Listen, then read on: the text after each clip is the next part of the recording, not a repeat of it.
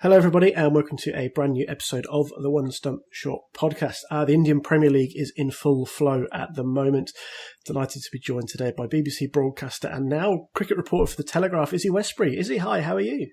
Hello. Oh, it's the first time I've used that sort of, byline, I guess. I know, congratulations on the new role.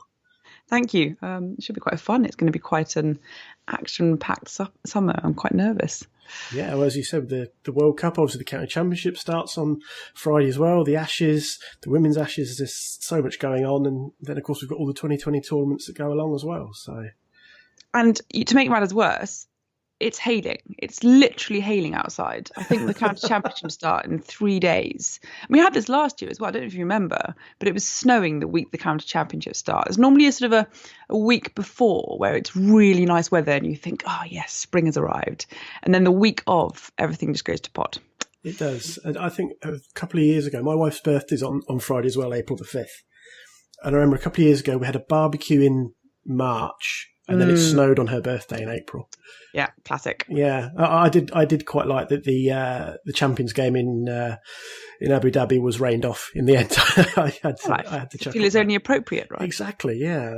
So that seems like the great way to start the county season. It's rain. So as I mentioned at the top of the show, the Indian Premier League is in full swing right now. I wasn't really quite sure how to start this one. There's been so many talking points over the last 3 days alone, but given to tonight's result that we're speaking on this Tuesday, Royal Challengers Bangalore in all sorts of trouble right now, it seems. I guess we're starting at the bottom of the table, as it were, but they've lost 4 from 4 and they've not played well at all. And they just seem too top-heavy. There's no balance to this team, and I don't know what the way back is. I know it's only 4 games, but I don't even know where they're going to find a win right now. Yeah, I think, strong start because I totally agree. Schadenfreude is absolutely the place that we should begin any show with because I think RCB are that team that everybody kind of loves to hate. Notoriously never won the IPL in its 12th edition. They've got the likes of AB, Virat Kohli, Moeen Ali's playing there now as well, and throughout the years they've had all the big names come through them, haven't they? I don't know. I'm looking at the headline now, and it's sort of, we just didn't grab onto our chances, says Virat Kohli. It's just, people talk about team bonding and teams gelling together, and for years, I think in the IPL, that's been quite a sort of spurious claim because they're only there for 2 months, and there's huge big name signings on huge amounts of money, and then some other local players on relatively small amounts of money. But actually now that teams are starting to have they're creating these identities that do now have a history. 12 editions, that's a fair while back. You could have a youngster who wasn't even born starting to make his name in cricket at age 12 already. So I think that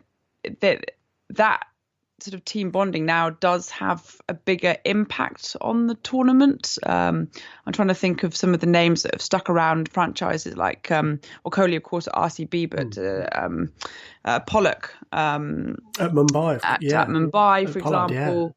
CSK is like Team Dhoni. So I think that's something that RCB have kind of struggled with, and that they've always had big name signings, but it's a bit of a treadmill. Apart from maybe Virat Kohli. And then with Virat Kohli, he has such high expectations that those aren't always going to be fulfilled at a domestic level, no matter what team or league you're playing with. It's still not the same as, I guess, playing for India at the end of the day. So it's difficult to put a finger on it, but I would suggest that might be part of it, that sort of that constant turnover. Yeah, I mean, it strikes me as well that, as you said, Kohli's, I think he's the only player never to have gone into the IPL auction. I think Dhoni did for one, obviously, Dhoni did because of with Chennai being out of the league for a period of time. Course. Slap wrist, 2 years. Exactly, yeah. And a couple of others have been in the auction, but they've been quickly rebought by their original team. But obviously Kohli is understandably the guy that really nobody would ever want to get rid of because of who he is. But they don't seem to want to know. They don't seem to know what their best batting lineup is. Kohli's opened, he's dropped down to 3 or 4, and they just don't seem to have that that kind of rhythm or that certainty. Yeah, and even someone like AB de Villiers, who's top of their lineup, he's looked really ordinary. I remember, was it on Sunday, when RCB were playing? Who were they playing on Sunday? Goodness me, I can't even remember. Possibly Sunrisers. That was the Sunrise Hyderabad. We saw the double centuries. Of course it was, yes. From Bairstow and Warner, which is incredible in itself. But AB de Villiers got out to a really ordinary shot today. I think he did as well against Rajasthan Royals, which actually, again, talking about Schadenfreude, I think it'd be quite funny if he comes along to Middlesex, which of course is their big name signing to try and get Middlesex into sort of white ball trophies once again that have eluded them for so long. And he comes and he's a bit of a dud. That could be quite entertaining. Not that I indulge in that kind of thing whatsoever. I think another thing with Virat Kohli and RCB is that he's always, because he's such a big personality and such a sort of, he holds so much power as an individual. He's always on the cusp of sort of just tipping over and having too many yes men around him. And I think in the Indian team, that was a danger. That did kind of happen about 2 years ago, where he really did hold so much sway over sort of the management, over the coaches, that they got themselves into a bit of a hole, really, in not being able to suggest alternatives. But now I think in India, there are enough sort of big names around him that can challenge him, where he doesn't hold sort of a full power. Whereas I think in the franchises with RCB, because he is RCB, nobody says no to him. Yeah, because that's not really de Villiers' style, I don't think. No, he's the other big name, of course. But I mean, I'm sure de Villiers is a lovely man. I've interviewed him. He's a great cricketer, of course, family man, etc. But at the end of the day, de Villiers he's what's he getting out of this, right? He's doing his post-international retirement round the traps. He's enjoying his cricket, of course, but he's also making huge amounts of money. So I mean, I can't imagine that he's too invested in RCB in its future. I mean, maybe I'm totally wrong and I've misread it, and if so, I'd profusely apologise. But equally, he's not someone he's not that personality that will stand up to him necessarily. But B, I can't see him being really emotionally invested in RCB. Yeah, and as you say, that is the dynamic in moving forward towards the World Cup. I had one reply on Twitter to that effect, almost about obviously today's game or RCB's start, and obviously India at the World Cup is whether Kohli's captaincy is an issue for India heading into the big tournament. But as you say, there are other strong personalities with leadership experience in that India squad. Yeah, I wouldn't be too worried from an Indian level. I know that Team India, so to speak, have said that all players can play the whole tournament, and I'm sure that they will make some selections out of it. But in terms of Kohli's captaincy of India, I don't think it will really affect it. I don't think IPL will affect it that much. No, I agree. As we mentioned, the game today was RCB against Rajasthan Royals, who were also searching for their first win entering today's game. Obviously, they won. And I don't think they've looked that bad in the games I've seen them play. They just didn't always seem to have maybe a lot of luck. There was obviously the Mankan incident against Kings 11. Sunrisers picked them off quite easily in the end, but for a time there, it seemed a well-poised contest. And the same against Chennai. They lost by 8 runs with some great death bowling by Dwayne Bravo, but it felt like only a matter of time before they got the monkey off their back and picked up that first win. And the team they've got, certainly before guys like Butler leave for the World Cup, you'd back Rajasthan to probably recover some of that ground they lost from their early form perhaps not being what they'd want it to be.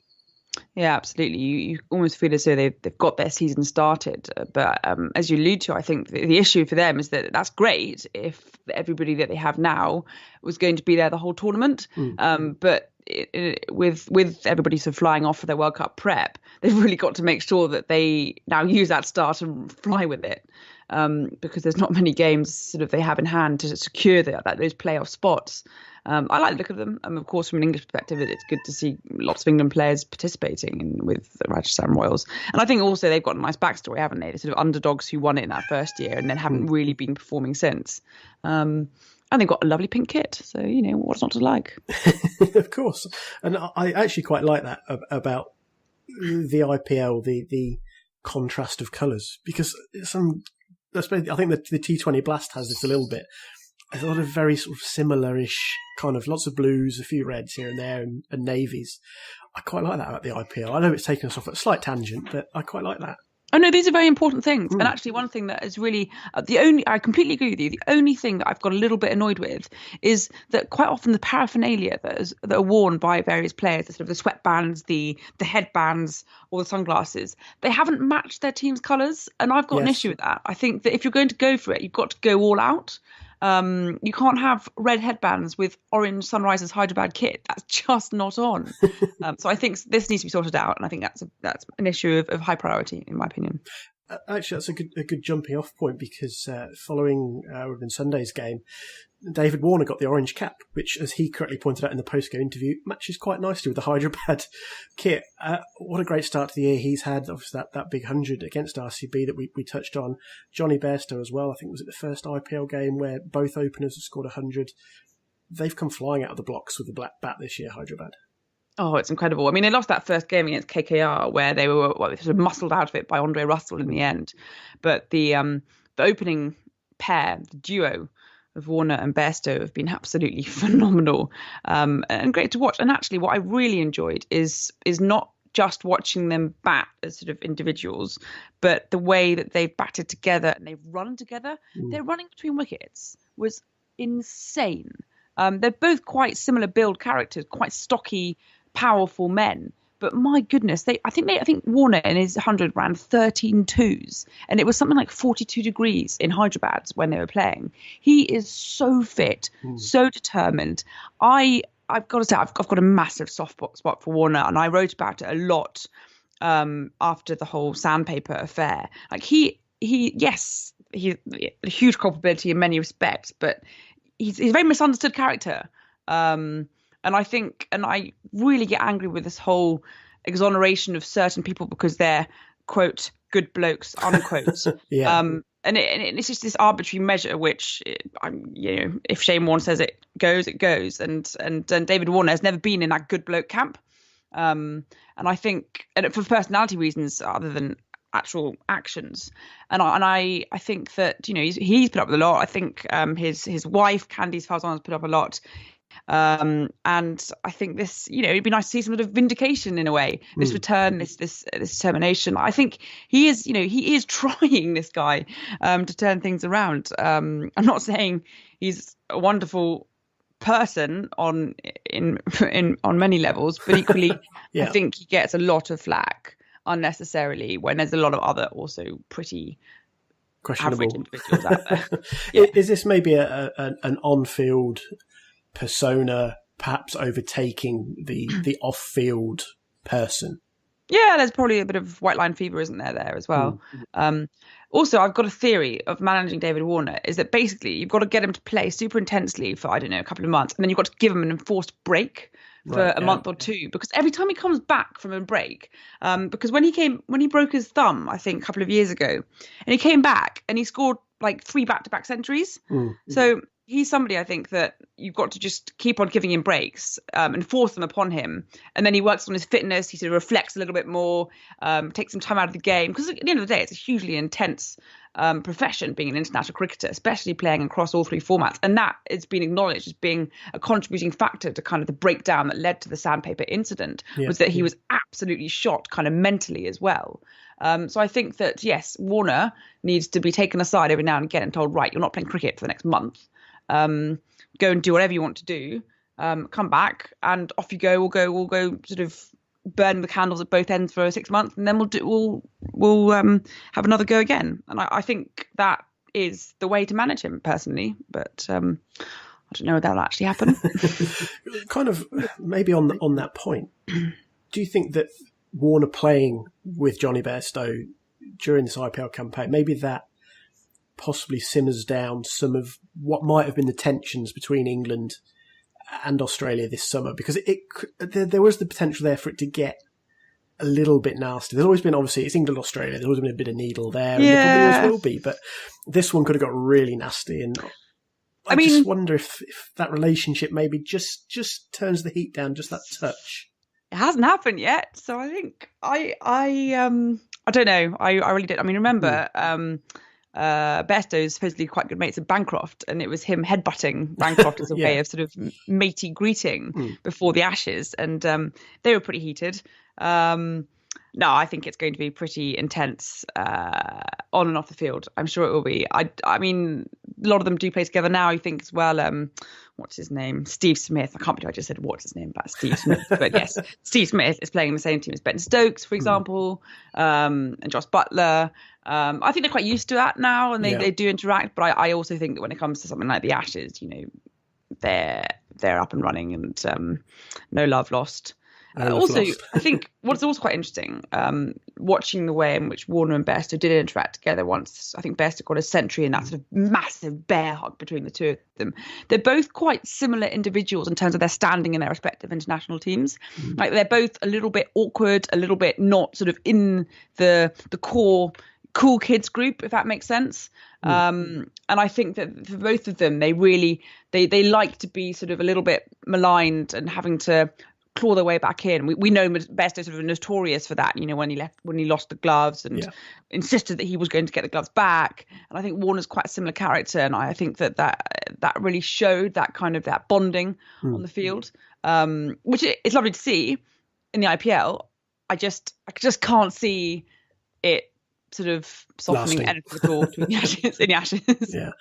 So I guess essentially what we're saying is they are more balanced players because they've got a chip on both shoulders rather than just maybe one. That's it. Maybe that's the key. No, and I think with Warner, really, with the whole affair, I think there's a lot of culpability lying on the shoulders of those that managed him and those around him, who did not get in any way sort of the same punishment that was handed out to him and the same kind of black dot to their name that he has. So I think I'm sure that he will play off that for the rest of his career. He'll feel as though he's up against it for the rest of his career, and actually that might make him into quite a tremendous player, even more so than he is now. Who knows?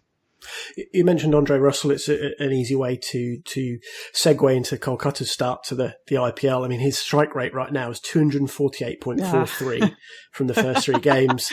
It's just ridiculous the level he is playing on right now. He's picked up 5 wickets as well, so it's not as even that teams are getting their revenge when he comes into bowl. He seems to be on a different level to everybody else playing in the IPL in an all-round sense at the moment.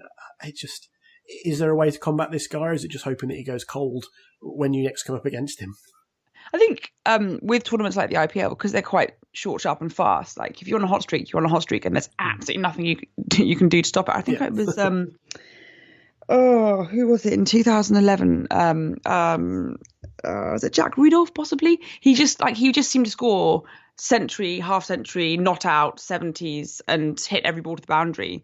And he kind of just said, like, I was just in that zone. And luckily for me, it became in the months of March and April when I was earning a lot of money and became quite lucrative. And I think a stalwart of RCB as a result. So he's obviously a very talented player. It's a bit like Chris Gayle in the West Indies one-day series against England. Like, he was just going through a streak. And when players of that talent and caliber do, there's not much you can do about it. As I mentioned at the top of the show, it was kind of difficult for me to know where to begin. And obviously we started with Bangalore, partly because of what happened on Monday between the Delhi Capitals and Kings 11 Punjab. A bizarre game because Delhi were cruising at one point. The evening started with news Chris Gayle was not playing. He was out injured as it transpired. Sam Curran was recalled to open, something he himself said he hadn't really done since he was school age. He did all right. He got 20 off 10 balls, but it was his contribution with the ball ultimately which left us all talking. 4 for 11 in 2.2 overs and a hat-trick.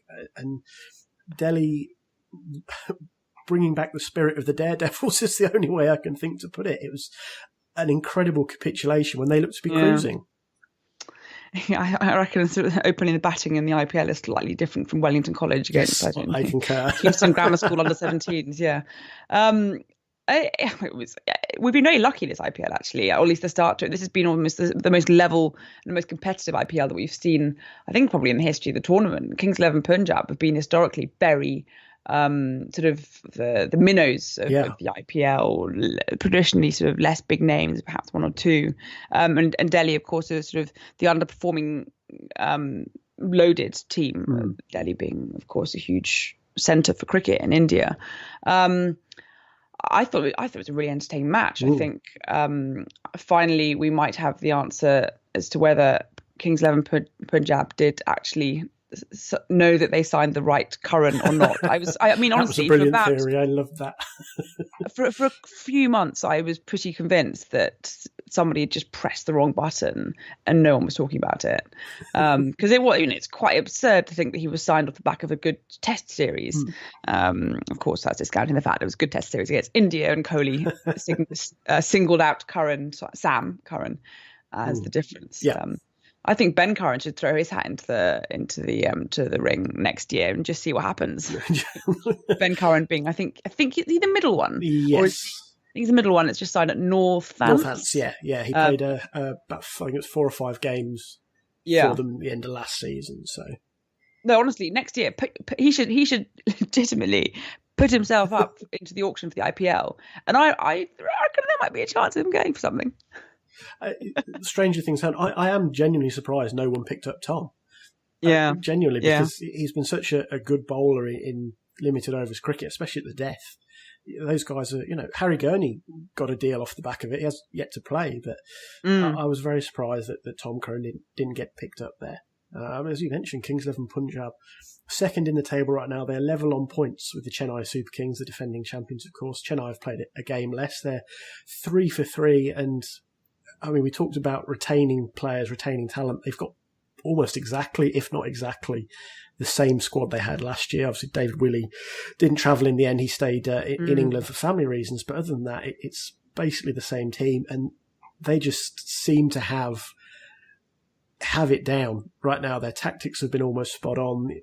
From that opening game against RCB where they skittled them for, what was it, 70? Oh, yeah. The chase the other night against... was it Rajasthan when Dwayne Bravo came to the fore? And I don't think Shane Watson's really got going yet. They look, I won't say unbeatable because it's 2020 cricket and anything can happen, but they look in a really good place right now, especially with Harbhajan Singh and Imran Tahir bowling so well. Yeah, and I guess Dhoni just seems to be the sort of elder statesman that's ruling over his kingdom. I think CSK came into the tournament as a settled. I think they also retained a huge number of players, haven't they? They've managed to keep their squad pretty consistent throughout the last few years, which I think, again, that goes back to what I said at the start, that teams are starting to form that identity. And also, it's got a huge support structure that we saw that viral video as Dhoni walked out to bat in the training session pre-IPL to a packed stadium. It's no, you're right. I think there's nothing more really to be said there. They've got a settled team. They've got players in each kind of role doing what they need to do. And I think it'll be interesting to see what does happen when Shane Watson gets going, because he was, of course, the evergreen Shane Watson was player of the tournament in the Pakistan Super League that just finished. So he's in good touch. He just hasn't really had a chance. And the thing that strikes me with Chennai, which I think was really a tactic that they introduced last year, is they don't really bowl him anymore. It's there if they need him, but they've kind of seen that he is older now. So...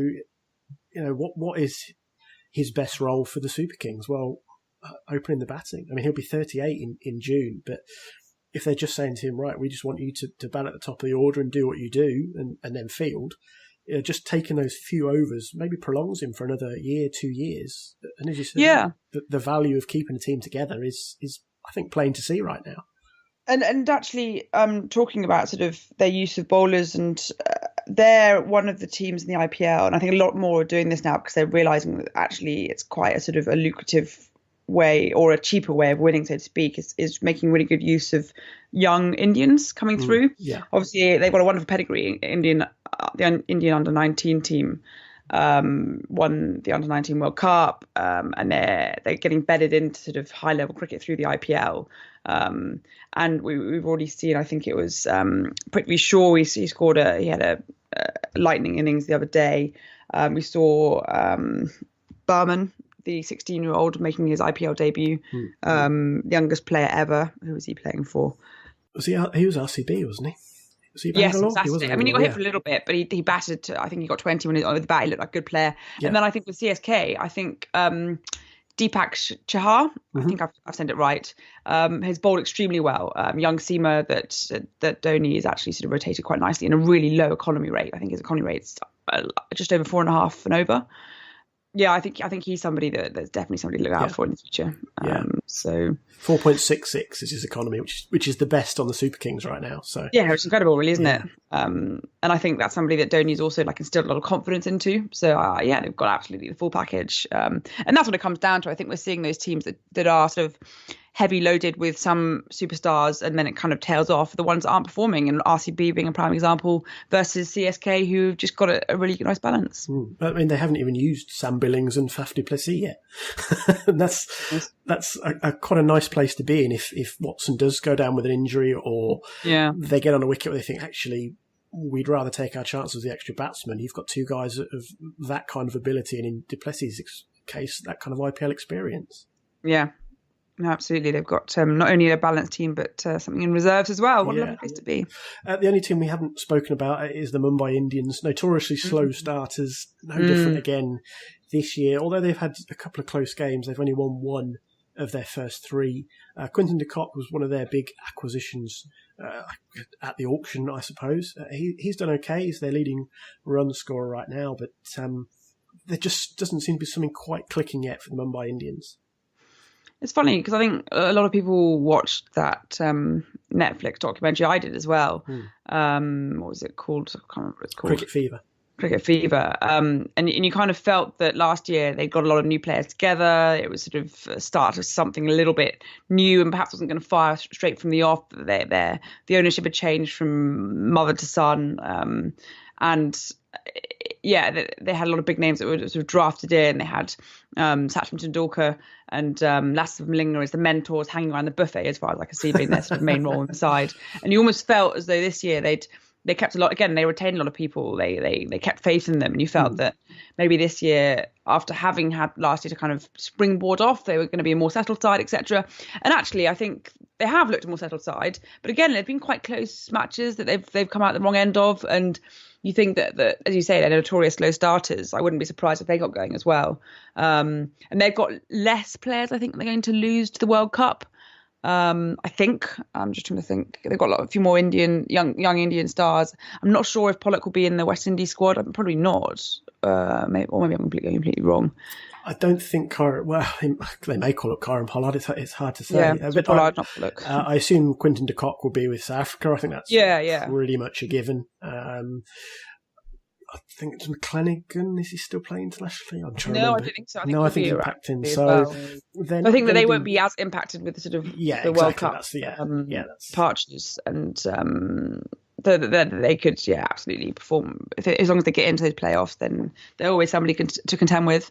And obviously, now that we all know some of their players from the Netflix documentary, it's quite interesting to see how they do.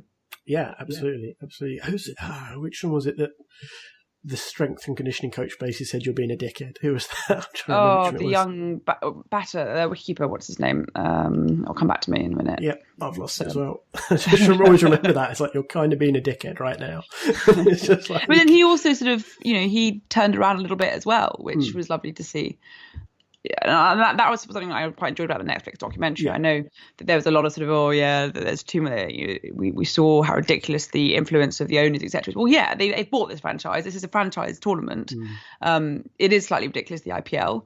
But actually, you invested in sort of the stories of the players and the pressure that they're under as well. Yeah. And I do think that Mumbai Indians are trying to build this kind of family, so to speak. I mean, it helps when you've got lots of money to do it, of course. Oh, yeah. But I don't think it was all sort of superficial glitz that sometimes the presumption is that it is. And I kind of feel like maybe people are picking on Mumbai a little bit because they've obviously gone out there and said, we'll do this documentary series. I can't imagine they're the only team where the owners are hands-on in that way, given the money involved and the pressure and India's just general love for cricket, how absorbed everybody is in the game. And you watch the TV broadcasts and, there's the owner of whoever the home team is in a particular game. And it's kind of like they draw a point to the owners so often. It's hard to believe that Mumbai are the only ones where the ownership are taking that kind of hands-on-ish type approach. No, it's sort of, it comes to the territory really, and it's just I find it quite funny in a way that we're still speaking about it now, because I think it was pretty obvious right from the start. Yeah. And that's it. You know, this isn't just a professional cricket tournament. It's not like a sort of county cricket in the 1980s where we're all in it together, we're not getting paid enough, and we're doing it for love of our county. It's changed. T20 is different. Franchise cricket is different. And there are good bits. There are also pretty average bits that come with that. So, and part of it is that there will be lots of people with power and influence through money, and the owners. This isn't, for some of them, of course, there is a little bit of it is some fun to be had, but for others, it's also an investment. Yeah. And I think you're mindful of that as well. They have interests invested in their teams doing well, and sometimes you might wonder some of their methods that they use and whether their emotional team talks in the changing room are going to do anything. But I think that the meaning is that the intent is the same. Yeah, absolutely. I mean, we've got it's about 6 weeks still until we reach the final. It is very early on, but because that's the nature of the beast, is there a feeling we're starting to see potential at playoff teams, at least? We mentioned how well Chennai have played. Sunrisers look to have probably the batting, certainly, and probably the bowling with guys like Rashid Khan to get in there. Do Kings 11, do you think they can hold on, or are we going to see the teams like Rajasthan and Mumbai and maybe Delhi eventually find their groove and possibly catch up and overtake the Kings 11 and others perhaps as well? I think, like British politics today, saying anything about a prediction leaves you in dangerous territory. What are there, 56 matches overall until we get to the knockout stages? Yeah, I think the knockout stages finish on May 5th. So we've got another month. Another month. Yeah. I mean, I could tell you some names right now, and I am, there's a 50-50 chance that they could be correct, or at least somewhere along those lines. I think, let's say CSK. Yep. I think KKR, I think, looking very strong. I'm going to go for Punjab Kings 11 because I like an underdog and I feel that they're kind of getting it together. And then also let's add Delhi Capitals then as well. Yeah. So Sunrisers. Sunrisers probably should be in there, but I like the idea of sort of two teams that haven't performed historically well getting in as well. Yeah. Yeah. I think the thing with Rajasthan is they will lose so many players. Yeah. I mean, they'll lose Butler, so that's their keeper opener, Stokes and Archer, and Steve Smith potentially, which is, I don't think Smith has played brilliantly, but he did okay today. He got about 38 in the run chase, but that's still a significant. That's basically your first choice overseas players gone.